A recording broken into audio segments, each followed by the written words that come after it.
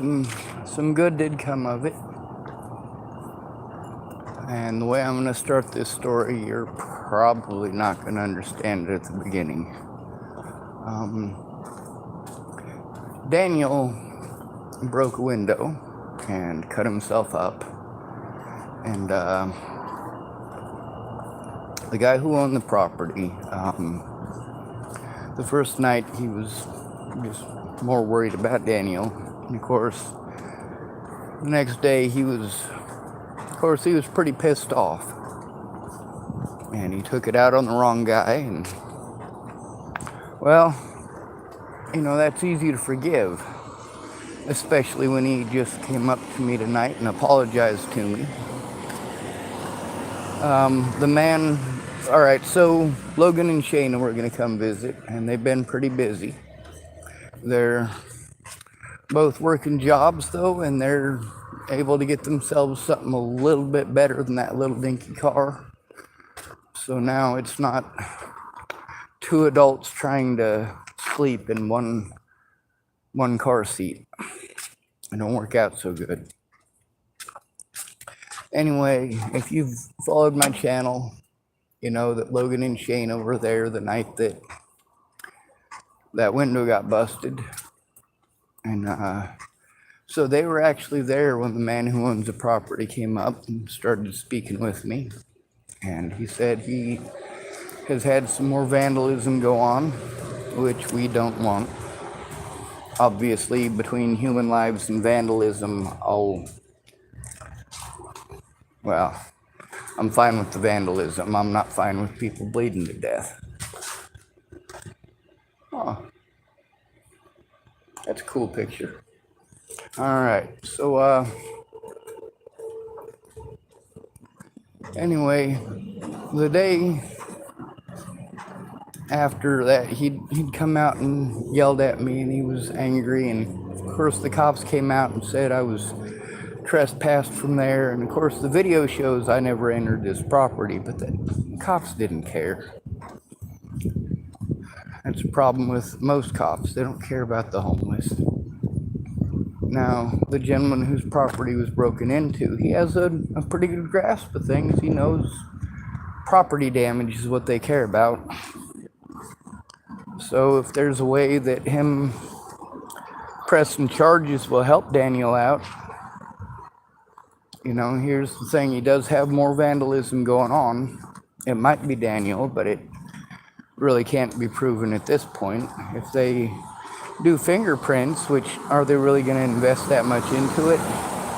Well, this guy has a business, so he's got a lot more likelihood than you or I do. So, anyway, even though he had me trespassed from his property that I've never been on,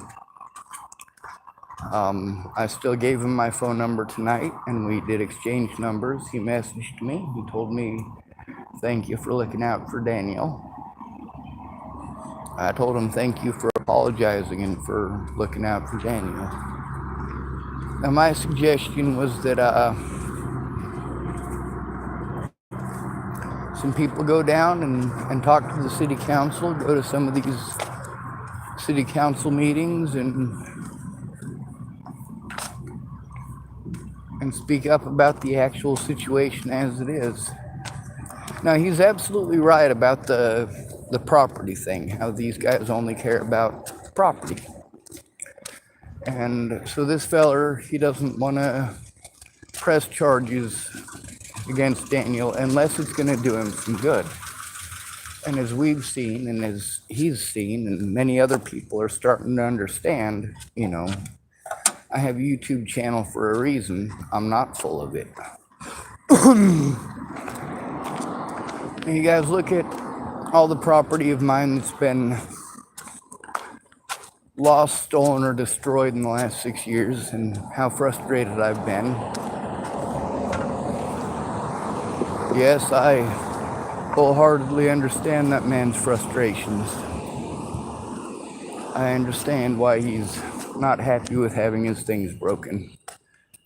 I'm also glad that man is Well, interested in making sure that Daniel is okay and that the right thing is done for him, first of all. Now, if we can get Daniel the help that he needs instead of just repeatedly charging him with crimes, rolling him through and dropping him right back off,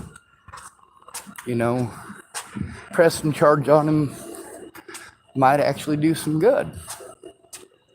Now, I know that with Victor King, I knew him for years where he just couldn't get off the meth, couldn't get off the streets. Of course, Victor King, he's not delusional. He's not schizophrenic. He's got a pretty good grasp on reality. He had to commit a felony in order to actually get help. Much like many of the places I've called in the Dalles, and well, all over Oregon now, because I've been making a bunch of calls. Also in Nebraska and Colorado and a lot of places like that. Like, it ends up being a lot of phone calls that never get you anywhere. Ever. And people want to continue to tell you to call these places. If you call them by yourself, you're not going to get anywhere. You need someone to call with you. The thing with Logan and Shaina, they're both together. They got each other's back. Now, if it had been just those two in that situation, and either Logan or Shaina wanted to turn that in to make sure that he was safe, if it had been them two instead of me that stuck around, well, they've got each other for backup. For me, though, I'm not dating either one of them. I don't have anything invested into the vehicles or the jobs that they have or pulling it together. And like I said, they're pulling it together. Tonight they decided to come out and celebrate because they're starting to get their lives coming together. But again, I want to stress the fact that there is two of them. Now, that night, they didn't leave because they're horrible vandals. They didn't leave because they had malicious intent. They left because they were afraid of getting in trouble for something they didn't do. So when that gentleman came up to me tonight, I introduced him to Logan and Shaina. I said, these are the two people that were here with me that night. And of course, they left because they didn't want to get in trouble. And I think he understood that, I mean, who does want to get in trouble for something they didn't do? Who wants to be accused of doing things they didn't?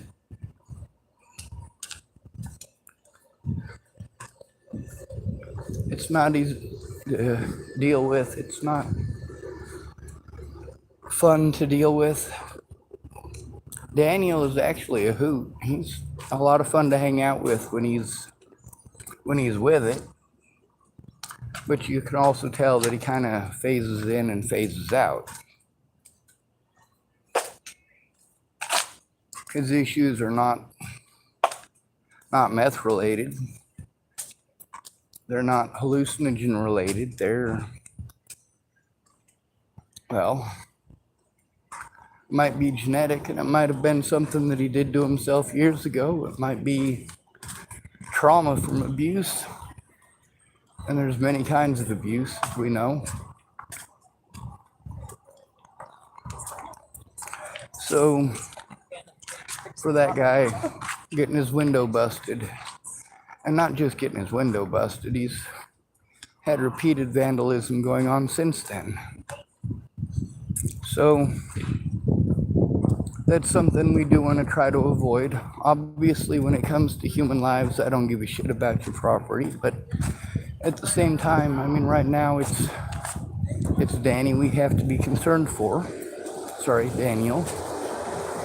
And the man who had his property broken into, he does understand that there actually is a safety issue with the homeless towards him.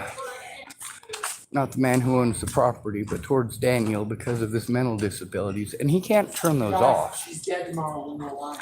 That's one of the things about you guys always coming up with ideas of you're going to beat them up because they're mentally ill. You're going to beat them up and they'll never come back. You're going to beat them up and they'll this and they'll that. No, beating them up ain't going to do any fucking good.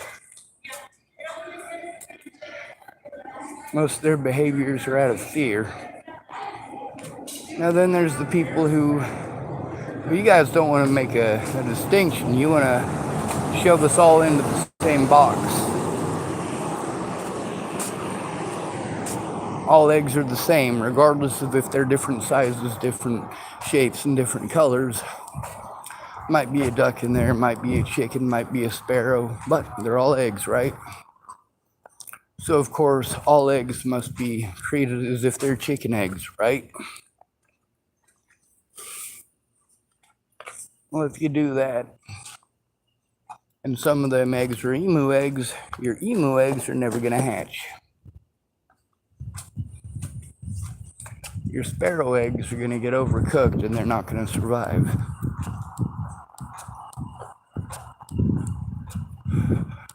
That's the problem with a blanket fix-all.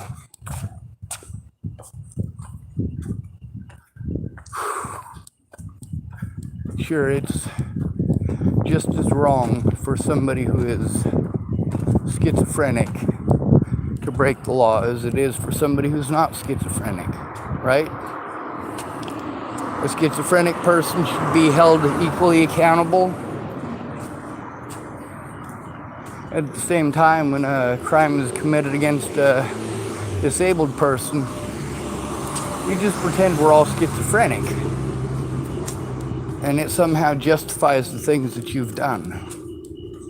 Like somehow magically, even though it's wrong either way, you can justify it by cruelty and stupidity. Oh, well, you just need to get a job.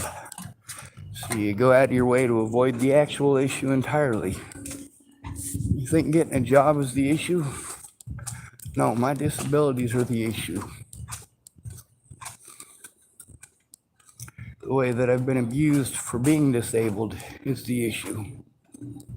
The way that it makes it magically okay to abuse me by calling me mentally ill is the issue.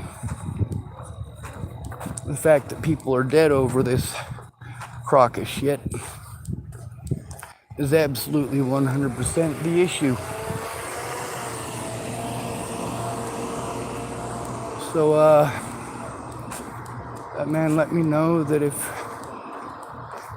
trying to press charges on Daniel will get him help, he's willing to. But if it's not going to get him the help, that's not something he's comfortable with. Well, you know, I would encourage him to push that anyway. Just because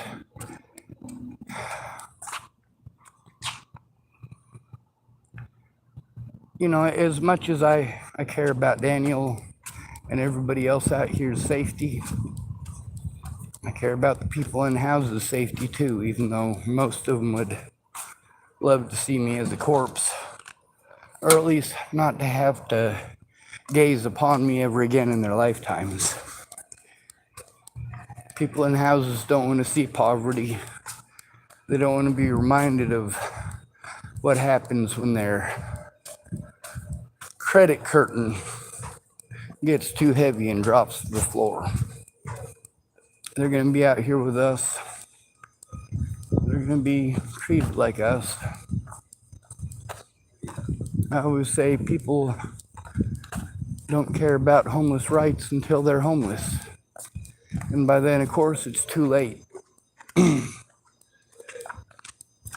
Now, being as there's a man here in Hood River who's trying to open a restaurant, start a business here, and, you know, do good things for himself, but he's also, you know, he doesn't want to take the time out of what he needs to do to get that going, to do what needs to be done for Danny, unless it's actually going to do something for Daniel. Hello. No. And I totally get that. I understand not wanting to spin your wheels in the mud and get absolutely nowhere.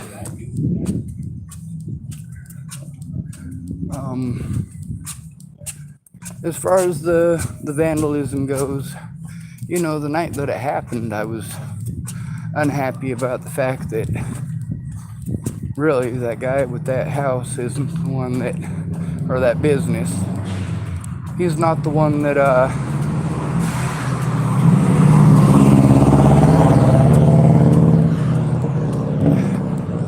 he's not the one victimizing us. The cops are. I just didn't understand why it is that between the police officer's window and that guy's window, why it is that he would break that guy's window instead of the police window.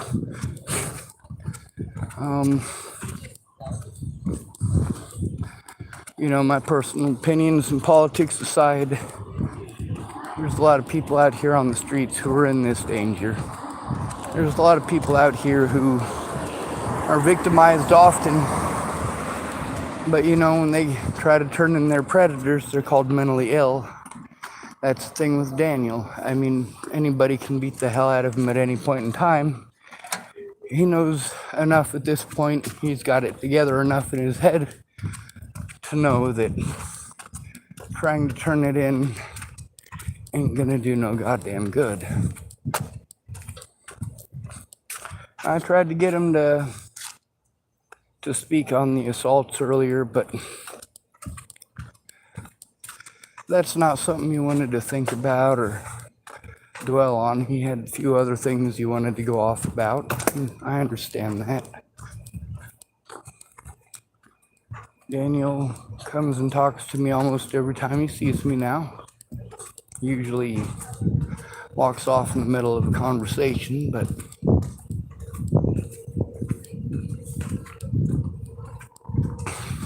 before you can do something about the problem, you have to understand what the problem is. That's where I always get angry with people for not listening. Sure, they got an assumption or an idea in their head and they run with that, but they don't look to find out what the actual issue is. One example is before Natalie died, and after, of course, too, but people wanted to tell me that I just needed to love myself. I'm trying to tell them what I'm going through and that I need help stopping the abuse, but I don't get that far. They're telling me I need to love myself. That denotes that they have assumed that I don't love myself. Well, that's your assumption. If I didn't love myself, I wouldn't be trying to get help. So, obviously, maybe you should drop your assumptions and try listening.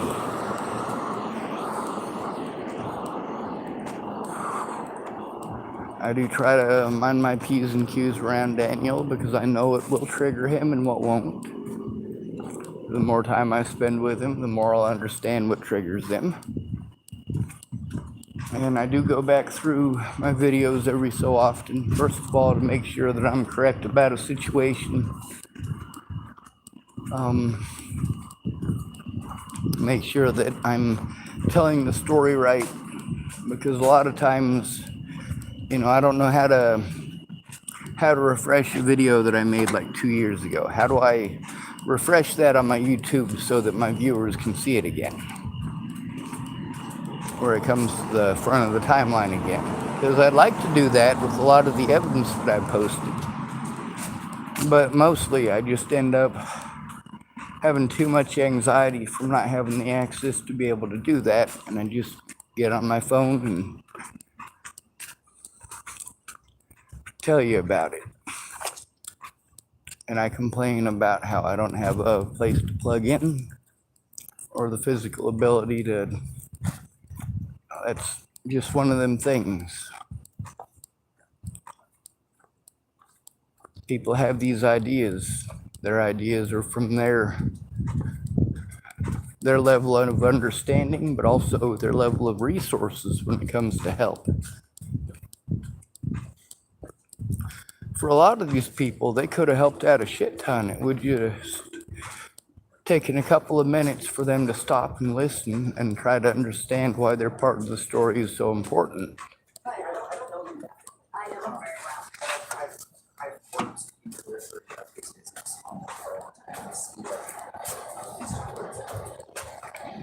Anyway, with the situation with Logan and Shaina, getting to meet that guy, and for him to understand it wasn't like some conspiracy against him. That's what I was trying to let him know. It wasn't a whole bunch of homeless people that hate him and just want to destroy his life or anything creepy like that.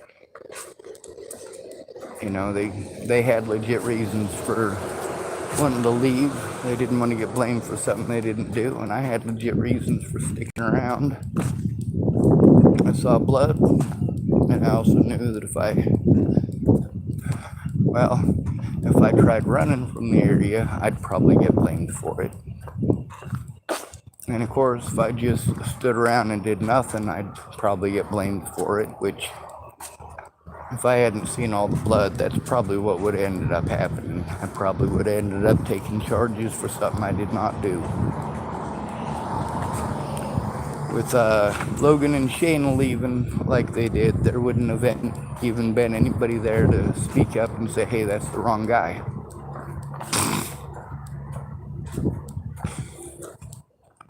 Now, with all that blood that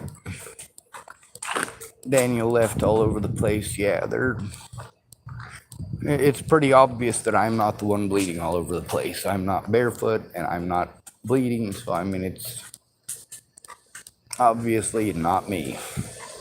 It wasn't me, it was the one-armed man, right?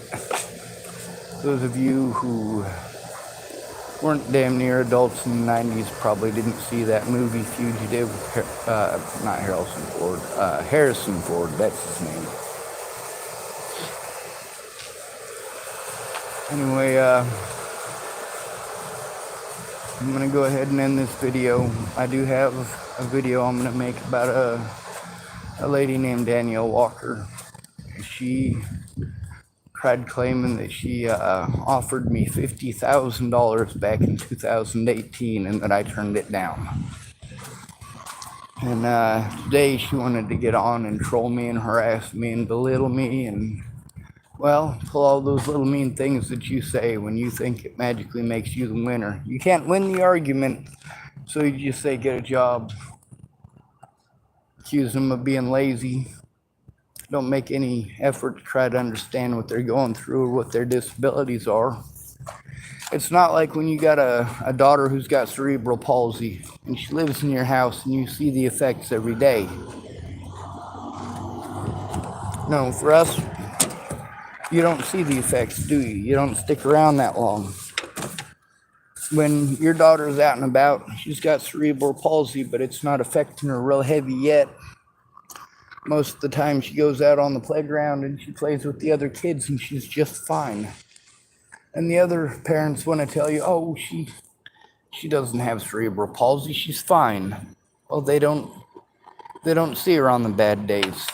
They don't see her on the days where she's got a temperature and can't get out of bed.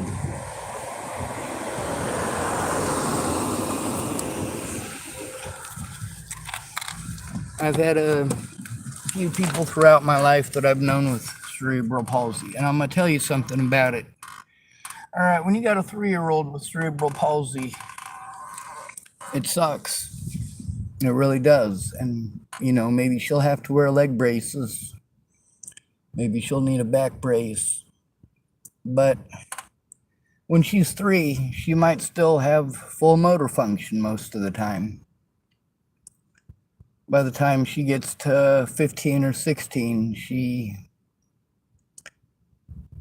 might need help with a lot of things.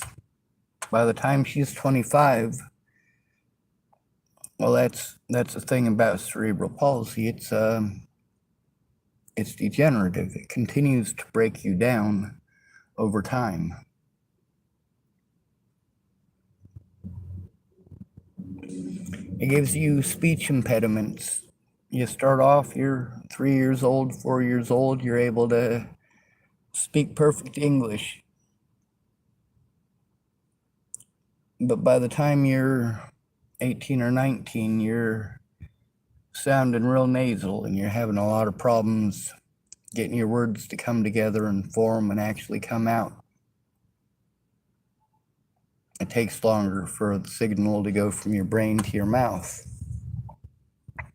One of the guys that I was in Pine Ridge Job Corps Center with, he was an asshole, but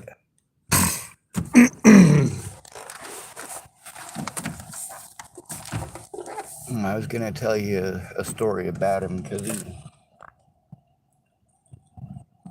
I was asking him about his speech because he was saying that he used to be able to speak just like me.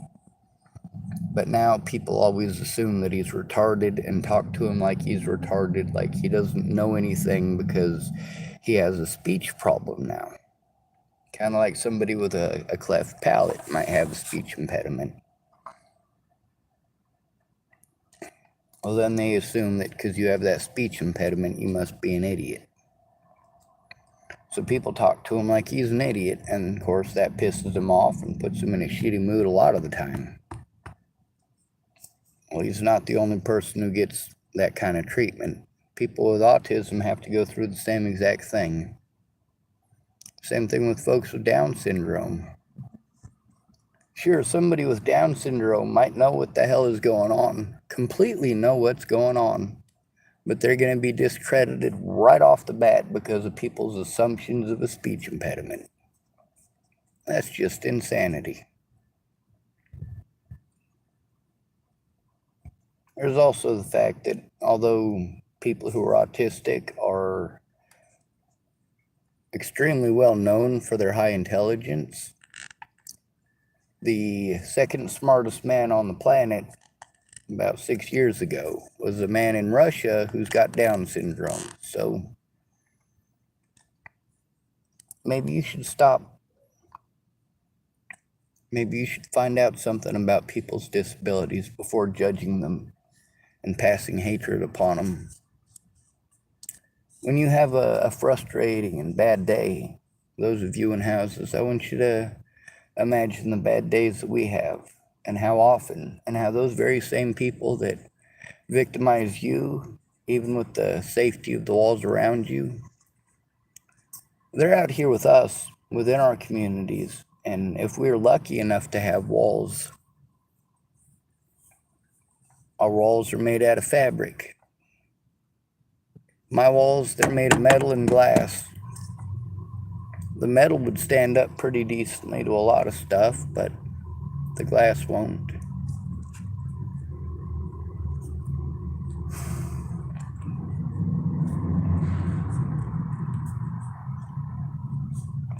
Anyway, that guy understands the situation a bit better now.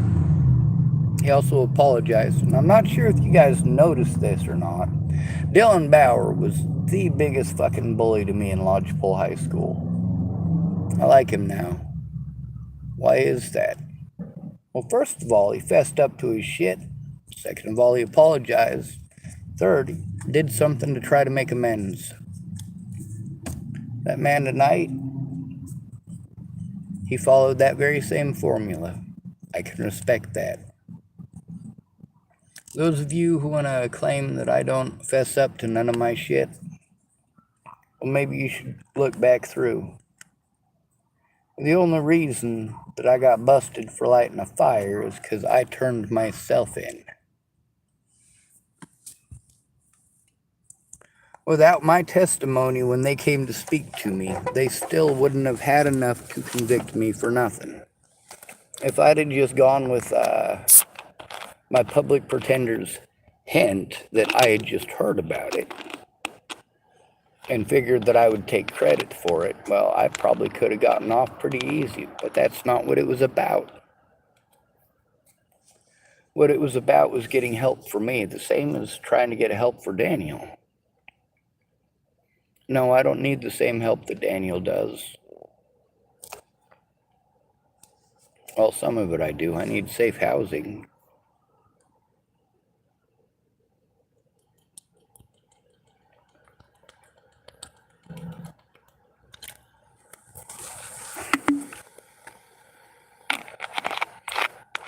I also want to bring up a woman that I haven't brought up in a while. Mariah Johnson. Before Natalie Bollinger was killed, I made a post about how somebody I know was probably going to freeze to death tomorrow. The next day was Christmas. And sure enough, Benjamin Harvey froze to death. Sure enough, somebody I knew. And that's how Mariah Johnson was able to get in contact with me, and why. She wanted to do something for Benji. She wanted to have a memorial or something, you know. Oh, that was on the 25th of December. 26th, 27th, 28th. 3 days. The 28th is the day that I got the phone call that Natalie Bollinger was missing. Mariah Johnson typed some mean shit and then blocked me, and then she went on a campaign throughout Boulder for about a month, telling everybody what a horrible person I am and how we should do this to me and we should do that to me. And she was telling all this stuff to Kelly Henson, who was letting me know. Then they found Natalie Bollinger's real killer, and that's when Mariah Johnson stepped back on board. She also fessed up to her shit, and she apologized for it. There's a lot of people who ain't done that. A lot of people I've known for a lot of years who ain't done that. My dad won't do that. My dad won't fess up to his shit and try to make amends. That won't happen. Miss Peaches won't do that. That's Kayla Trujillo. Joshua A. Bear won't do that. Brenda Dickinson won't do that. If you can't fess up to your own shit knowing that innocent people have now been killed because you're too much of a pussy to come forward, yeah, you ain't no friend of mine. And if you end up killed over that stupidity, you know what? Even though you ain't no friend of mine, I still love you, and I'll be very sad. But that won't bring you back to life. There's a lot of people expected me to get over this the day after Natalie was fucking found dead. And, oh, you just need to get over it. Oh, you just need to forget about it. Some of them ended up having family members die after Natalie was killed. They can't get over shit. Some of these people... Oh, also, those of you in Hood River, the black Denali is their undercover vehicle. It's one of two Denalis they have here. There's a black one and there's a gray one. All right. Anyway, back to the video. Logan and Shaina, they had every right, and I still believe they have every right to be afraid of that situation, especially the way it went down, especially with the way those people at the the pizza place were acting. I understand they didn't want to get in trouble for something they didn't do, and the business owner understands that too. After having a conversation with the man, I'm not sure if I'll get in trouble for it. I mean, I'm pretty sure even though he wanted me trespassed from his property, the fact that he walked up to me and approached me on the street and spoke to me is a pretty important detail. Getting Daniel safe, though, I am totally on board with that. I am on the same page with that. And if that business owner is able to come up with some solutions that'll work, I will totally work with them to make sure those are put into place. If I'm able to come up with any further suggestions, that's a good thing too. The fact that he's got a good understanding of the fact that, well, property damage is what these people care about. We might be able to use the repeated property damage to try to get Daniel a caseworker and some housing to keep him monitored and to try to keep him safe and keep him from being in a situation where he's gonna have meltdowns. Anyway, I'm gonna go ahead and end this video because I'm pretty tired. I do have to make one about Danielle Walker after this, but I'll probably do that after I get back to the park and ride. You know how we end these by now. Good to be rid of you. Thanks for coming to visit. Stay out of trouble or don't get caught. Remember, you are your brother's keeper. No victim left behind.